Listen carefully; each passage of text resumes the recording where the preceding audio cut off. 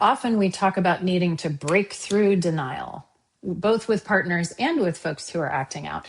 Breaking through denial, of course, you can hear that warring language there, that battling against or overcome our denial. But instead of trying to conquer it or battle it, what if we befriended it? So if we said, oh, yes, I'm noticing there's a part of me that wants to just look forward, that doesn't want to look back, that really wants to believe that this is all going to be wiped clean and I'm never going to have to feel this again. And maybe I could just notice how this part of me shows up. It's showing up with all these different thoughts, and I can feel this movement in my body, this like energy to go fast.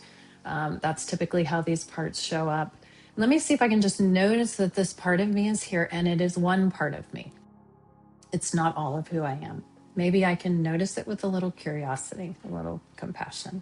Okay, now, again, I can maybe offer my hand just as a visual aid, as a way to physically anchor the idea of this part of me as sitting here at a friendly distance so we can get to know each other. And now, kind of through the eyes of the image of God, I can start to get to know this part. So I can move to step 2, which is know. What do you want me to know? This part of me that doesn't want to look back. And if we ask that question and pause, what often comes up is something like, you couldn't survive the pain. You can't even survive the pain of what probably has happened if we find out anything else. But if we go backward into that, it's going to overwhelm you, and you are going to go into a grief that you will never come out of. And you've got to parent these young children. You have to go to work, and there is no way that you're going to be able to function. Gosh, that makes so much sense. Is there anything else you want me to know?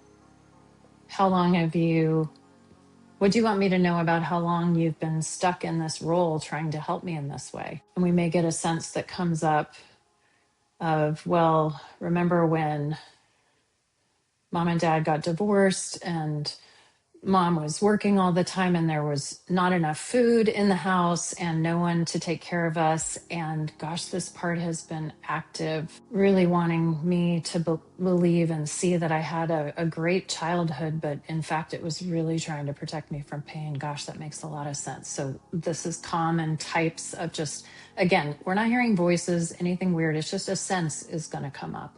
And then we're ready to go to step 3, which is, what do you need from me to feel a little less activated, a little more comforted? And of course, what this part needs, just like with the individual with problematic behavior, is not the behavior that it's stuck in. It doesn't need denial. The denial isn't actually helping. What it may need could be anything from just a compassionate sort of inner embrace, not being pushed away or pathologized. Maybe it needs us to agree that we will only unpack the magnitude of all of this when we are in therapy, and then we're going to pack it back up and not take it with us.